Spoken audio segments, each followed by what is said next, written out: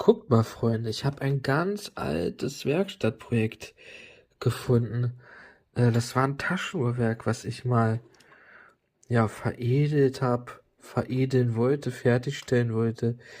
Ich weiß nicht mehr genau, was ich da machen wollte mit. Das ist perliert und vergoldet. Ja. Damals war es bestimmt 10 Jahre her. Ja, und hier sieht man noch die Zifferblattseite. Tja. Irgendwie fehlt auch leider ein Haufen von den Teilen. Ich schätze mal, für irgendeine Reparatur brauchte ich das denn. Dann ist das in Vergessenheit geraten. Sowas gibt es bei Uhrmachern öfters.